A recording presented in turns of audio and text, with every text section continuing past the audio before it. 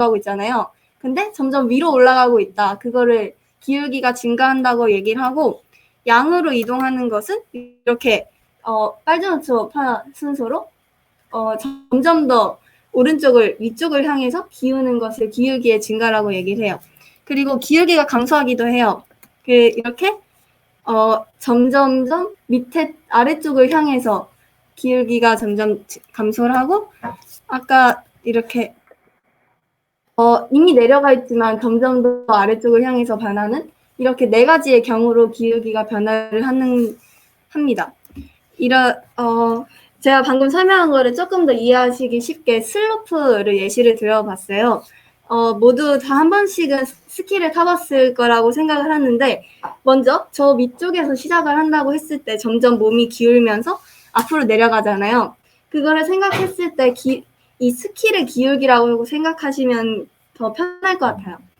저 중간쯤에 약간 이렇게 했을 때 이쪽 부분 있잖아요, 가운데. 거기를 생각을 해봤을 때 몸이 이렇게 기울어져 있다가 점점 몸이 약간 편하게, 자세가 편하게 되는 거를 상상을 해보시면은 이렇게 점점 스키가 이렇게 돼 있다가 다시 이렇게 변하잖아요. 이런 저 딱 가운데 지점을 변곡점, 여기를 변곡점이라고 해요. 이 개념이 여기 저 파란색 두 점이 변곡점으로 표시를 했었어요. 다윗이 급격하게 내려가고 있잖아요. 근데 점점 기울기가 다시 생각을 해보시면 기울기가 점점 커지는 상황이에요.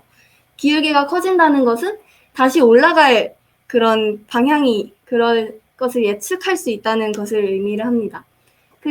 그래서 엄청 바닥을 찍었지만 다시 올라가는 다윗의 인생을 확인할 수 있습니다. 근데 밧세바를 만나면서 점점 인생은 올라가는 것 같았지만 그 후에는 다시 내려가는, 결국에는 어쩌면 비극적이라고 할 수도 있는 다윗의 인생의 끝을 맞이하게 됐었습니다. 다윗이 이런 도망자의 삶을 살면서 너무 힘든 생활을 했지만 하나님과의 관계는 더 가까워졌다고 생각을 했었습니다. 사울을 살려주는 과정에서 사울은 하나님이 세운 사람이고 하나님의 그런 사람임을 인정하면서 존중해주는 과정에서 하나님이 다윗의 그런 생각을 이해를 하시고 그를 기억해주면서 나중에는 다시 사용을 해주셨잖아요. 그런 과정에서 결국의 삶은 다시 하나님께서 올려주신다라는 것을 기억해 주시면 좋을 것 같아요. 삶이 내려가고 있지만 다시 올라간다는 것을 이 수학적인 변곡점이라는 개념을 통해서 확인을 할 수 있을 것 같아요. 다윗이 힘든 상황에서 하나님을 더 의지하면서 그 과정을 이겨냈듯이 저희가 각자 힘든 상황에서 의지하는 게 다를 수도 있겠지만 하나님을 먼저 우선시하면서 그 삶을 극복해낼 수 있는 삶을 살았으면 좋겠습니다. 모두 화이팅 합시다.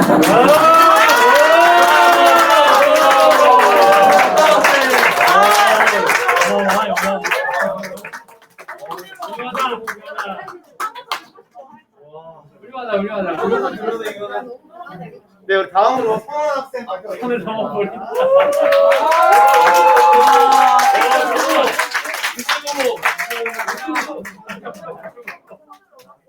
손을 넘었어 이미.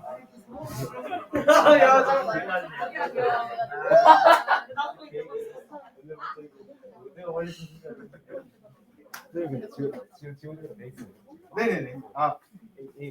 ESC 누르고 여기 옆에 떠 있어요. 동생. 제가 옆에 도와드릴게요. 네. 안녕하세요. 저는 가원반 선원이고요. 저는 선을 넘어버린 아담과 하와라는 제목으로 여러분에게 설교를 해드리러 왔습니다.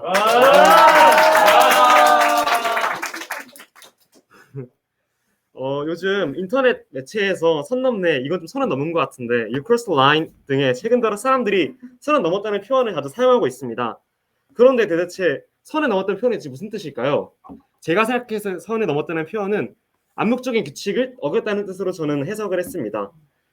그런데 저희 같이 현대 사회에서도 이렇게 많은 선들이 있는데 과거에 태초 하나님이 천지 창조하실 때도 이제 이러한 선들이 존재했다고 저는 생각을 합니다. 그래서 그거에 대해서 발표를 드리고 싶었고 그러기 위해서는 저희들이 과거의 말씀을 한번 찾아봐야겠죠.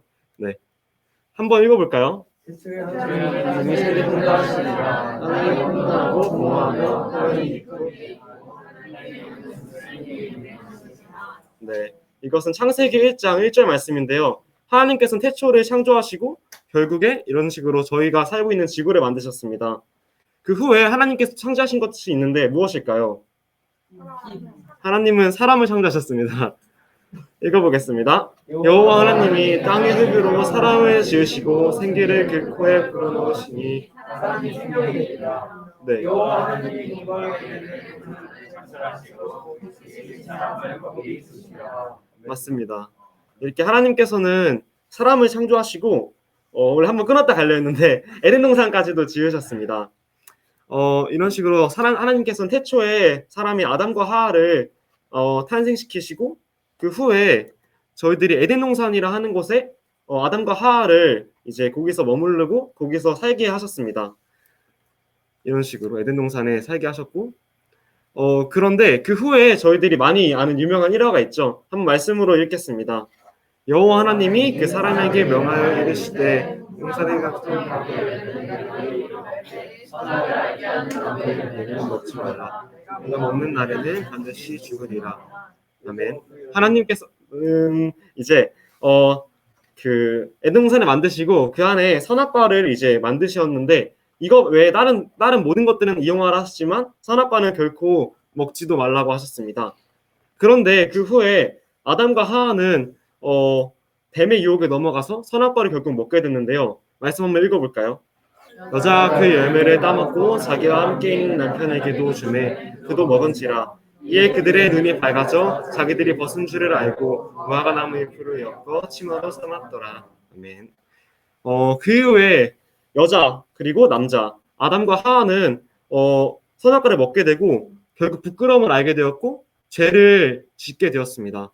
그로 인해 이런 식으로 이제 나체로 다녀도 큰 부끄러움을 가지지 않던 아담과 하와가 이후에는 선악과를 먹고 나서부터 부끄러움을 알게 되었고 죄를 짓게 되었습니다.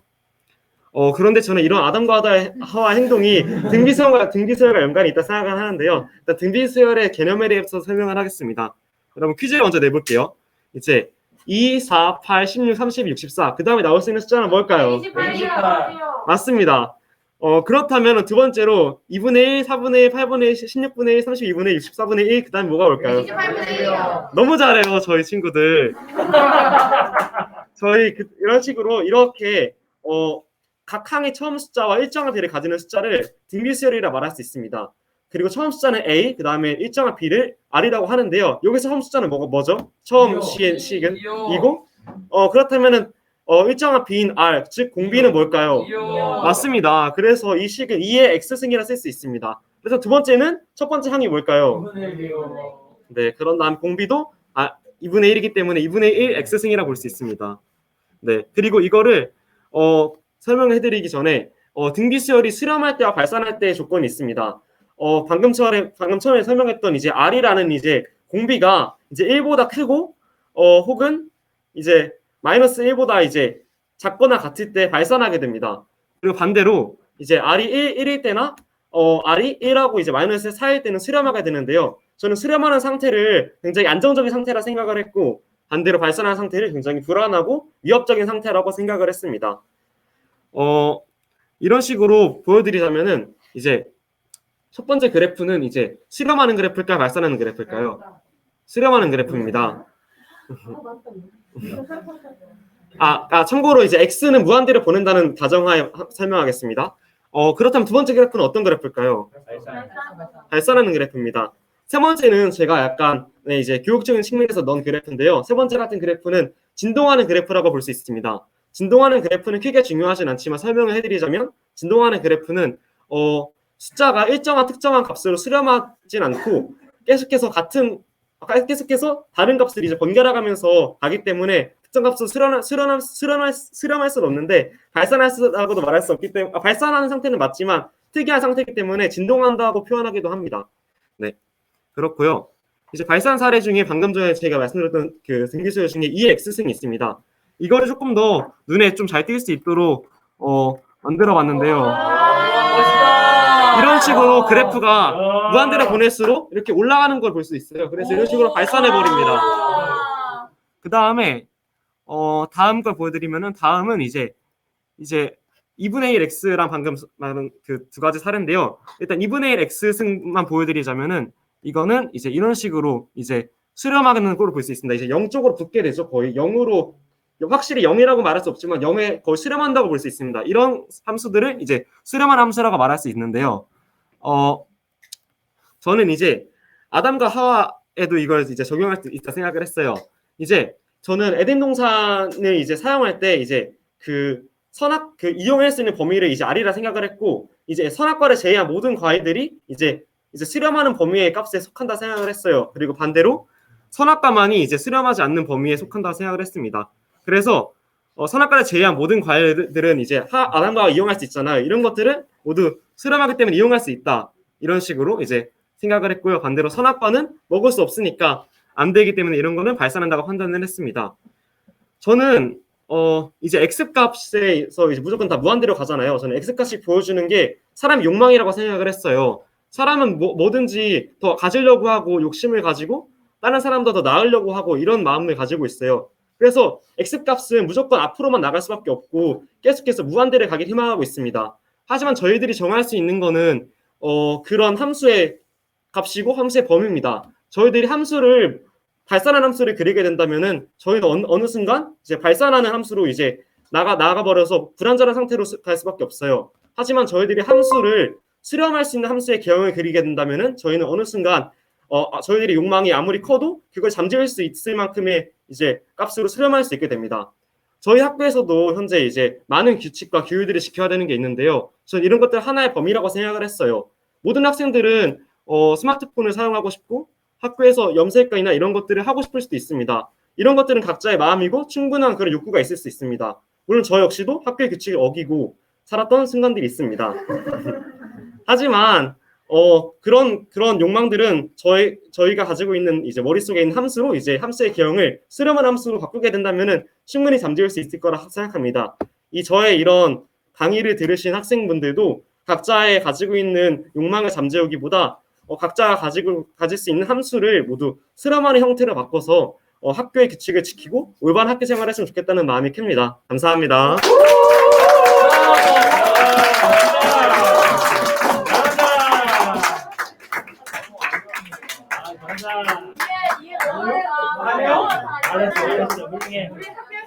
아니 저작하지 않았어. 훌륭해. 나 빼고 준범 아니야. 왜 너 빼고야? 훌륭해. 이거 너무 잘해. 너무 잘해. 네, 안녕하세요. 저는 성경과 수학이라는 주제로 오늘 설교를 하게 된 이승민이라고 합니다. 오늘 하나님께서 주신 말씀은 시편 139편인데요. 한번 같이 읽어보도록 하겠습니다. 하나, 둘, 셋. 그리스도의 나를 인도하시며 그의 오른손이 나를 붙드시리이다. 네, 요즘 굉장히 핫한 주제라고 생각을 합니다. 이제 주식과 그리고 비트코인. 아무래도 코로나를 겪고 또 많은 청년들이 취업난 그리고 또 빚 때문에 힘들어하는 상황인데요. 이런 상황 속에서 주식 그리고 비트코인에 관해서 정말 많은 뉴스와 그리고 이슈들이 발생을 하고 있습니다.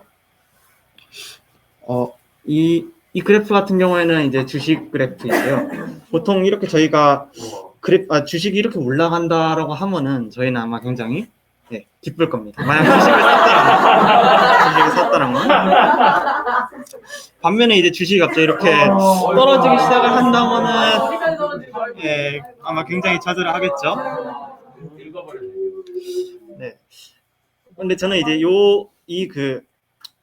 주식 같은 그래프가 이제 인생의 그래프로 볼 수 있다라고 생각합니다. 저희는 이제 인생을 살아가면서 계속해서 그래프를 그려 나가는데요. 그러니까 계속해서 앞으로 나아가지만 그래프가 올라갈 수도 있고 또 내려갈 수도 있고, 즉 범위, 그러니까 한계가 정해지지 않는 한 저희는 계속해서 증가하거나 또 감소해 나갑니다. 인생은 어떻게 보면은 계속해서 나아가는 거고 또 도전하는 거지만, 저희가 이제 살아왔던 인생 그리고 이 인생의 그래프를 되돌아보는 것이 굉장히 중요합니다. 이렇게 되돌아볼 때 미분은 저희 이제 인생 그래프의 특정 부분을 알 수 있도록 합니다. 그렇다면 미분이 무엇일까요? 미분이 어떻게 보면은 이제 뭐 도함수를 구하는 거다, 아니면은 아까 변화량을 구하는 거다. 굉장히 이제 여러 단어 또 그리고 말들로 설명을 할 수 있는데, 간단하게 말하자면은 저는 돋보기 같은 거라고 생각을 했어요. 그러니까 딱 그래프의 한 지점을 보고 이 그래프가 올라가는지 내려가는지 또 어떻게 이제 변화를 하고 있는지, 저희는 미분을 통해서 인생 그래프의 한 부분을 확인할 수가 있습니다. 저희가 이제 인생을 계속 살면서 계속해서 나아가고 또 도전해가는 것에 도전해 갑니다. 근데 이렇게 저희가 이 도전해 나가는 것에 정신이 팔려서 저희가 쌓아왔던 그 인생 그리고 걸어왔던 길을 다시 되돌아보지 못하는 것은 아닐까 한번 생각을 해봤으면 좋을 것 같아요. 그래서 저희는 미분을 통해서 아까 말했듯이 돋보기처럼 인생 그래프의 한 부분을 보고 또 성찰하고, 그리고 저희의 인생이 하나님을 향해서 가는지 점검하는 것이 중요합니다. 저희가 성찰을 하지 않는다라면 아까 봤었던 그래프처럼 어디로 나아가고 있는 건지 그리고 하나님께서 바라시는 방향인지 모르게 될 수 있습니다. 마치 이런 식으로요. 저희가 성찰을 하지 않는다면은 군데군데 그 인생 그래프가 어떻게 지나갔었는지 확인을 할 수가 없게 됩니다. 따라서 지금 저희가 이렇게 살고 있는 순간을 성찰하고 또 그리고 점검해 보는 것이 중요합니다.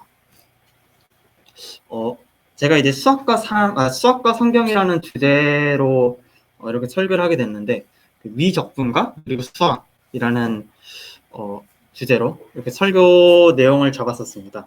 아까 미분이 나왔으면 이제 적분을 한번 살펴봐야겠죠. 수학에서 적분은 이제 그래프가 만들어내는 면적을 계산하는 겁니다. 보통 이제 수학에서 적분을 한다라고 하면은 저희는 이 함수를 전체적으로 알고 있어야 해요. 전체적으로 이해하고 있을 때 적분을 할 수 있는 것이죠. 그래서 인생에서의 적분은 그래프가 만들어내는 면적을 확인하는 것이고, 또 그 인생 그래프의 전체를 이해하는 것이라고 볼 수가 있습니다. 저희는 이제 살아가면서 어떠한 이제 결과를 만들어내는데요. 뭐 친구를 사귈 수도 있고, 또는 뭐 헤어질 수도 있고, 그리고 저희 행동으로 약간 무언가를 변화시키기도 하고 또 없애기도 합니다. 적분이 아까 그 인생 그래프를 전체적으로 아는 것이라고 하였을 때, 인생을 통해 이룬 결과물이 무엇이고 또 알아가는 과정으로 이제 적분을 바라볼 수가 있을 것 같아요. 아까 이제 읽었었던 말씀인데요. 한 번만 다시 읽어보겠습니다. 생명이 치며 바라보며 보살펴 주의 손이 나를 인도하시며 주의 오른손이 나를 붙드시리이다. 네. 저희는 근데 인생을 살고는 있지만 사실 인생 전부를 기억한다는 거는 굉장히 힘든 일인 것 같아요. 어떻게 보면 인생이 사실 지금 이렇게 지나가는 순간도 한 이제 10년 그리고 한 20년 지나면은 어떻게 보면 정말 기억조차 희미해지는 그러한 일들이 많은데요. 근데 하나님께서는 저희의 인생, 그러니까 저희의 인생 그래프를 전부 다 알고 계신다는 것을 좀 기억하셨으면 좋을 것 같아요. 저희가 그려왔었던 인생이 어떠한 그래프인지, 아까 주식에서 봤었던 그래프처럼 이렇게 하나님을 향해 올라가는 그런 그래프인지 아니면은 떨어지는 그래프인지, 하나님께서는 저희들이 어떠한 결과를 남겼는지 너무 잘 알고 계신다는 것을 알고 계십니다. 하나님께서는 저희가 나아가야 할 방향과 그리고 저희 그 그래프에 어떠한 수정이 필요한지 알고 계시고, 또 이것이 저희가 그 하나님과 끊임없이 소통을 하면서 피드백을 들어야 하는 이유라고 할 수 있습니다. 아까 미분이 이제 그 인생을 다시 돌아보는 것, 점검하는 것, 그러니까 성찰이라고 하였는데요. 이제 이러한 성찰을 통해서 인생의 방향을 점검하는 것이 미분이라면은 성경 말씀은 올바른 그래프의 지침서라고 할 수가 있습니다. 저희가 이제 저희 학교만의 어떻게 보면은 약간 장점 중 하나인 성경 큐티가 있는데요. 저는 이 성경 큐티가 아까 그 성경 말씀이 올바른 그래프의 지침서라고 말했듯이 저희가 나아갈 방향과 그리고 저희가 어떤 위치에 있는지 알려주는 내비게이션과 같다라고 생각을 하였습니다.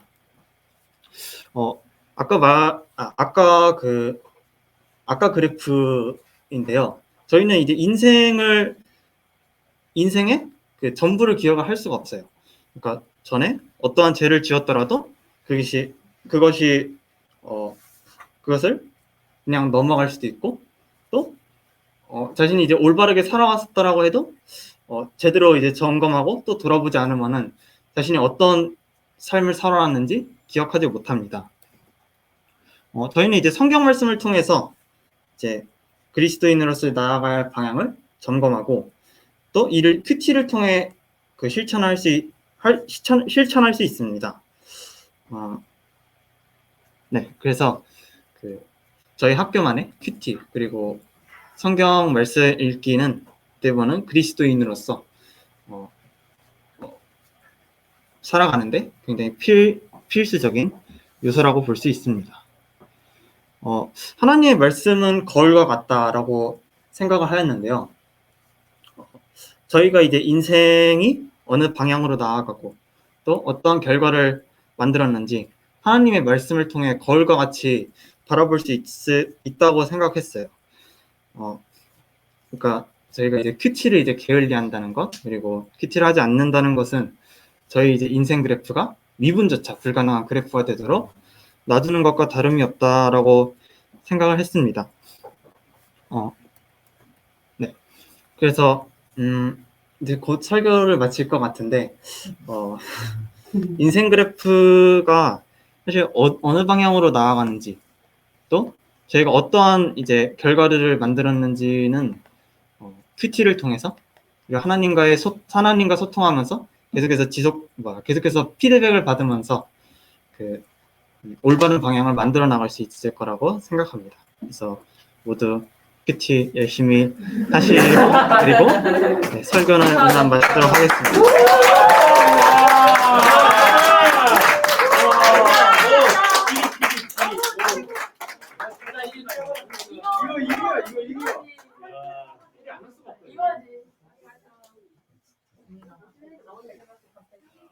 가장 밑에 거요. 가장 밑에 건가요? 네.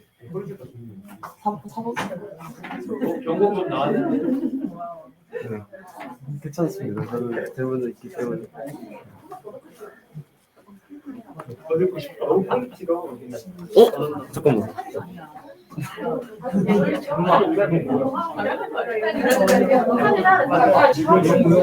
네, 이번 순서는 오주환 학생입니다.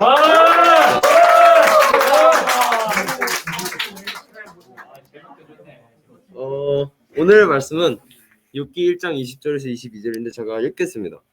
욥이 일어나 겉옷을 찢고 머리털을 밀고 땅에 엎드려 예배하며 이르되 내가 모태에서 알몸으로 나왔사온즉 여호와시오 또한 알몸이 그리로 돌아가올지라 주신 이도 여호와시오 거두신 이도 여호와시오니 여호와의 이름이 찬송을 받으실지니이다 하고 이 모든 일에 욥이 번제하지 아니하고 하나님을 향하여 원망하지 아니하더라. 네. 여러분 안녕하십니까? 요즘 각자 어떤 시간을 보내고 있을지는 잘 모르겠습니다. 어떤 학생들은 새로운 이제 생활을 준비하면서 즐겁게 친구들과 놀 수도 있고 또 어떤 사람은 고난과 힘든 상황 속에 있을 수도 있을 것입니다. 혹시 욥기서를 성경에서 읽어보신 적이 있는지 모르겠습니다. 우선 욥기는 그게 1장에서 2장 그리고 3장에서 37장 38장에서 41장 그리고 42장으로 구분할 수 있습니다. 저는 먼저 욥기에 대한 개괄적인 설명을 하고 이와 관련된 수학적으로 이와 관련해서 설명을 하도록 하겠습니다. 우선 1장에서 2장까지는 욥의 부유했던 삶이 고통을 당하게 된 과정과 그 흐름이 설명되어 있습니다. 아주 예전에, 진짜 지금으로부터 몇천 년 전에 구약시대 욥은 마을에서 최고로 가는 부자였습니다. 양이 7,000마리가 있었다고 하고, 낙타가 3,000마리가 있었다고 하고, 소가 500마리가 있었다고 하고, 암나귀도 500마리 있었다고 하고, 거기에 종도 엄청 많이 있었다고 합니다. 아마 당대 가장 최고로 가는 부자였을 것입니다. 근데 한 가지 더 중요한 것은 그는 하나님을 경외하는 자였다는 것이었습니다. 그래서 온전하고 정직하게 하나님 앞에서 행동해서 죄와는 거리가 멀었다고 여기 성경에 쓰여 있습니다.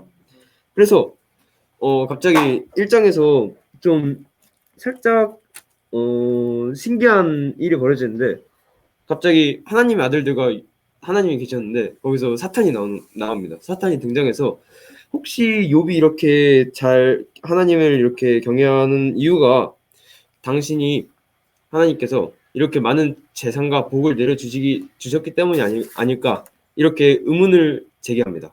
그래서 만약 하나님이 허락하면 자기는 욥에게 고통을 줘가지고 욥을 시험해서 그 사람이 그래도 하나님을 따를 수 있을지 이것을 알아봐야겠다고 합니다.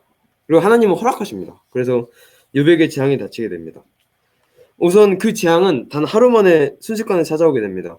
그의 종들과 재산은 두말할 것 없이 사라지게 되었고, 자녀들 또한 목숨을 잃게 되었습니다.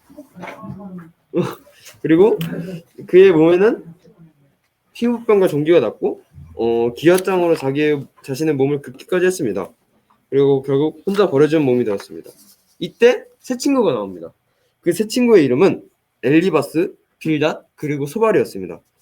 먼저 그들의 방문의 목적은 욥을 위로하려 한 것이었습니다.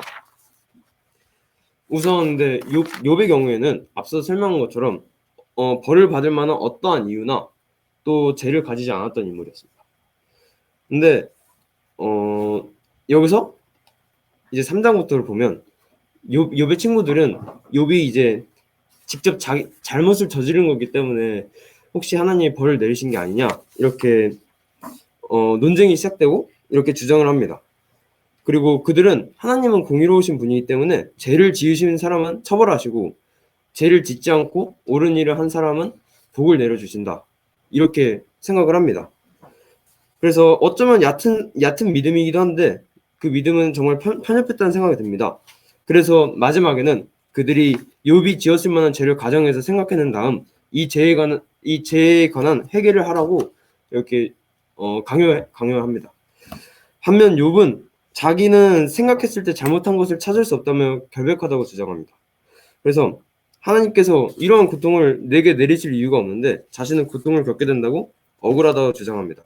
그래서 처음에는 여기 1장 20절에서 22절을 봤을 때는 불평이 없었잖아요. 그래서 욥이 아주 하나님은 어차피 나에게 모든 걸 줬으니까 모든 걸 뺏을 수 있다, 이렇게 생각을 했는데 점점 불평을 하게 돼요. 그래서 아예 자기가 왜 태어났는지 모르겠다, 이렇게 말하기도 하고, 그리고 마지막으로는 하나님께 불평을 하고 하나님의 공의로움을 의심하기 시작합니다. 그래서 마지막에는 결국에는 하나님께 직접 물어보요. 하나님, 나와서 왜 그런지 설명을 해달라. 근데 그러다가 마지막에는 결국에는 하나님 또 나와가지고 개인적으로 환상을 보여주세요. 그래서 이 세상이 돌아가는 그 원리와 그런 우주 만물을 보여주십니다. 그때 욥은 자신의 생각이 얼마나 편협했는가를 알게 됩니다. 그리고 회개를 하게 돼요. 왜냐하면 자신이 하나님의 섭리와 뜻을 깨닫기에는 너무나 좁은 시각을 가지고 있었는데 하나님의 크신 뜻을 알려고 해도 그리고 설령 하나님께서 알려주신다 해도 그것을 깨우치지 못할 것이라는 것이기 때문입니다. 그래서 만약에 저희가 막 스마트폰을 하고 있어요. 근데 고양이가 있어요. 근데 그 고양이는 주인이 왜 이상한 물건에 이렇게 집착을 하는지 모를 수 있잖아요. 근데 고양이에게 그걸 알려주려고 해도 고양이는 이해할 수 없잖아요. 그거와 비슷한 맥락이라고 할 수 있을 것입니다. 그래서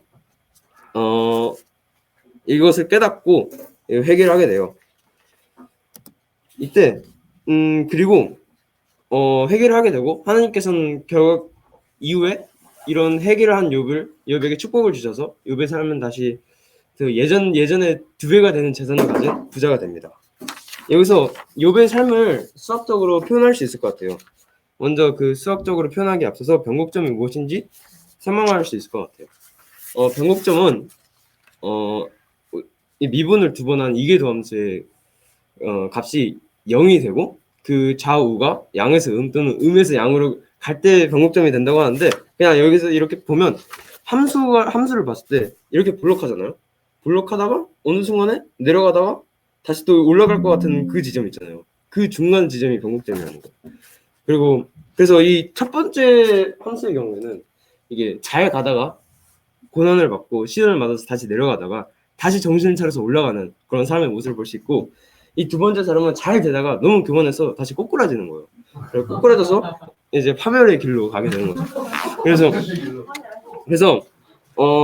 우선 수학적으로 그래서 욥의 삶을 그릴 수 있는데, 그래서 이 변곡점 부분이 어딘지 생각을 할 수 있을 것 같아요.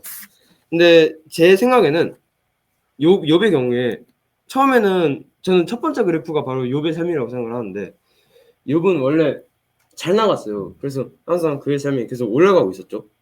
그리고 또 자신감이 넘쳤어요. 그래서 하나님이 어차피 내 거를 다 가져간다 해도 나는 불평하지 않을 거야, 이렇게 아주 자신감이 넘쳤었어요. 근데 결과적으로 인간인지라 이게 불평을 하잖아요. 불평을 하고 이게 고통이 닥치고 고난이 닥치면 이게 하나님을 원망할 수밖에 없단 말이죠. 그래서 결국 떨어지게 됩니다. 떨어지게 된 순간 결국 하나님께 묻잖아요. 하나님 나와서 설명해 주세요. 그때가 바로 변곡점이라고 생각됩니다. 그때 이미 다 잃어버렸고 몸은 고통스러웠지만 하나님께서는 그 욥한테 자신의 섭리를 너는 이해할 수 없을 거야 라고 설명을 해주셨고, 이때 깨달은 지점이 변곡점이라는 생각이 들어요. 그래서 다시 하나님께서 회복을 시켜주실 것이니까 다시 결과적으로 그 순간부터 함수가 오목이 돼서 올라가는 거예요. 그래서 이게 바로 욥의 삶이라고 할 수 있는데, 이게 일상생활 속에서 저희의 삶과도 연관 지을 수 있을 것 같아요. 가끔 저희도 시련이 닥쳐오고 뜻대로 일이 안 풀릴 수도 있는데 그때 왜 이러한 일이 나에게 닥치는지 또 이해가 안 될 수도 있어요. 이때 그리고 하나님의 뜻이 이런 건가 하고 의문이 들 수도 있어요. 근데 하나님께서는 인간이 이해하지 못하는 계획과 뜻을 가지시고 계시기 때문에 이를 믿고 기도하며 나아가야 하는 것이 가장 좋은 방법일 것이라고 생각을 했습니다. 감사합니다.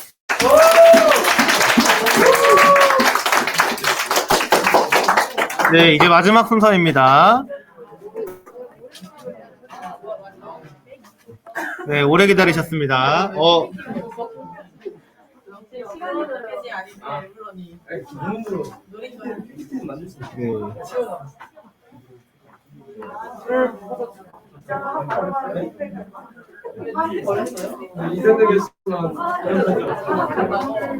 네. 네, 참고로 우리 권영우 학생은 설교보다는 조금 더 학문적으로 좀 접근을 했고요. 네. 그리고 수학과 화학을 2개를 같이 생각을 하셔서 네, 준비를 하셨습니다. 많은 응원 부탁드립니다. 야, 화학생 열심히 보시겠다. 네. 박수 맞을까요? 네, 안녕하세요. 그래서 저는 물을 포도주라는 제목으로 어떤 발표를 하나 준비를 해봤습니다. 먼저 다들 잘 아시는 본문을 하나 같이 읽고 들어갈 건데요. 이제 요한복음 1장부터 9절을 약간 중간 부분을 떼서 추스려서 적은 말씀입니다. 다 같이 읽어보시겠습니다. 사흘째 되던 날 갈릴리 가나에 혼례가 있어 예수 어머니도 보이시고 예수와 그제들 이게 이때의 준비를 시켰다.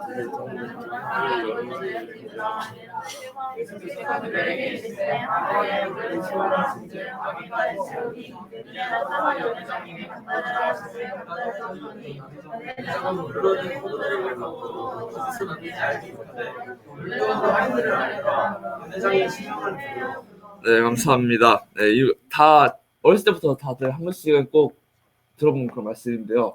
저는 이 말씀이 그냥 신기하잖아요. 물이 포도주로 변하는 하나님의 예수님의 기적을 이렇게 보여주는 말씀인데, 이 말씀을 성경만 읽고 그 후로 어떤 그런 확장된 그런 생각을 못 해봤던 것 같아서 이걸 저는 주제로 잡았어요. 그래서 제일 먼저는 가나라는 지역이 어디고 거기에서 어떤 결혼식이 열렸는지 구체적으로 찾아보았는데요. 먼저 갈릴리 안에 가나는 좀 밑에 있죠. 나사렛 위에. 나사렛이 예수님 고향이잖아요. 그러니까 나사렛 위에 가나라는 지방이 있어요. 그래서 옆에 이 장재일 목사님의 말씀을 약간 보시면 이제 히브리 문화에서 잔치의 포도주는 굉장히 중요한 역할이었다고 해요. 이제 혼인 언약에서 포도주를 사용해서 혼인 언약을 맺고 그리고 그 여자가 포도주를 마심으로 결혼이 승낙이 되고 이렇게 포도주가 이 잔치에서 굉장히 중요한 역할을 차지했다는 것을 알 수가 있어요. 근데 이 포도주가 떨어졌다? 이건 굉장히 큰일이 벌어진 거예요. 약간 파티가 다 엉망이 되는 그런 일이 벌어진 거예요. 그래서 약간 비상이 났겠죠. 그래서 이게 가나 혼연지 기념교회가 있어요. 이제 거기에 보관된 돌 항아리인데요. 실제로 그 예수님이 쓰셨던 돌 항아리 아니고 그 당시에 많은 사람들이 썼던 그런 돌 항아리라고 해요. 보면 이렇게 생각보다 크죠, 돌 항아리가. 네, 대략 70에서 120리터 정도 채울 수 있는 이런 항아리예요. 근데 말씀을 보면 이 돌 항아리가 6개가 있었대요. 그러니까 약간 손님도 많았고 손님을 다 먹일 수 있는 엄청 큰 항아리였겠죠. 그래서 총 한 420에서 720리터 정도의 양이 다 떨어진 거예요. 근데 혼연치가 당시에는 7일 동안 지속됐거든요. 3일째 되던 해에 다 떨어졌다. 나머지 4일을 버틸 수가 없는 거예요. 그래가지고 이걸 다 채우는 그런 예수님께서 기적을 보여주셨습니다. 이제 물을 포도주로 바꿀 거예요. 물은 H2O죠. 근데 이 C2H5OH라는 이 화학식 에탄올인데 이게 수월의 주성분이에요. 그래서 물을 술로 바꿔야 된다. 근데 지금 이 분자들이 있잖아요. 그럼 이 물 분자에다가 C를 2개 추가하고 H를 4개 추가해야 술이 되는 거예요. 근데 그래서 이렇게 C 2개, H 4개로 된 이 분자를 이렇게 싹 합쳐가지고 쇼록 되면 술이 되는 거예요. 근데 이 C2H4라는 이 밑에 있는 게 찾아보면 흥미로운 게 이게 덜 익은 과일을 익히는 데 사용된대요. 그리고 원유를 가공해서 만들어지기 때문에 이제 중동에서는 기름이 많이 나잖아요. 이런 거 보고 굉장히 뭔가 아다리가 딱딱 맞아 떨어지잖아요. 뭔가 신기하잖아요. 네, 이렇게 뭔가 예수님께서 이렇게 물을 포도주로 이렇게 만든 기적을 이렇게 자세히 좀 확장된 생각으로 살펴보면 이렇게 흥미로운 부분이 많이 있을 수가 있겠다 생각이 들었습니다. 그리고 마지막에 이 포도 잔이 있잖아요. 포도 잔이 있어요. 이 잔에 물을 채울 거예요. 근데 이 물이 포도주로 쓰러 바뀔 거 아니에요? 근데 생각을 해보면 포도주가 밀도가 높을까요? 물이 밀도가 높을까요? 물이요. 포도주가 밀도가 높겠죠. 그러면 잔이 이렇게 있어요. 잔이 있으면 포도주가 위에서부터 포도주로 바뀔까요? 아래서부터 포도주로 바뀔까요? 아래서. 그렇죠. 위에서부터 바뀌면 물이 섞이겠죠. 그러니까 논리적으로 이렇게 보면 아래서부터 포도주로 바뀌는 게 더 용이할 거예요. 그래서 아래서부터 포도주 바뀔 거예요. 근데 이 포도주가 스르륵 아래서부터 위로 물이 포도주로 스르륵 바뀔 거 아니에요? 이 바뀌는 부피를 어떻게 계산하냐? 이게 이제 파이 r 제곱을 적분을 할 거예요. 파이 r 제곱이라는 식은 먼저 원의 넓이를 구하는 식인데요. 네, 넓이 아시죠? 파이 r 제곱. 네, 그래서 파이 r 제곱의 넓이에요. 근데 이 넓이를 구간으로 적분하는 거예요. 그럼 넓이가 적분은 간단히 말하면 적분은 쌓는 거잖아요. 그러니까 원을 쌓아요. 그러면 부피가 되겠죠. 그래서 원을 이렇게 쌓으면서 이 부피를 구하는 거예요. 이런 방식으로 예수님께서 어떻게 물을 포도주로 바꾸셨는지 적분을 통해서 계산을 해볼 수가 있다. 이런 말씀을 드리고 있습니다. 이렇게 성경을 이렇게 딱 문자 그대로만 읽으면 그냥 신기한 하나의 말씀 아니면 뭐 신화 이런 거에 가깝게 들릴 수가 있지만 이렇게 자세히 하나하나 꼬치꼬치 묻고 하나하나 찾아보다 보면 이렇게 흥미로운 부분들 많이 발견할 수가 있습니다. 감사합니다.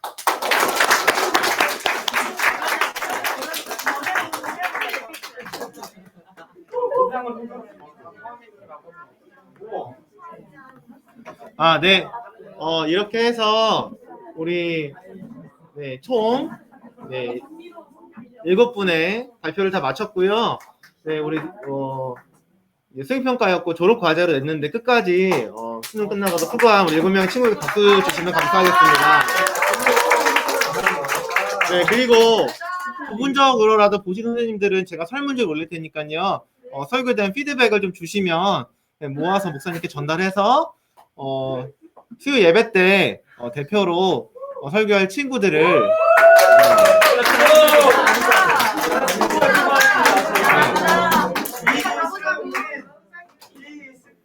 네, 그런 친구들을 선정하도록 네, 하겠습니다. 네, 지금까지 함께 해주셔서 감사합니다.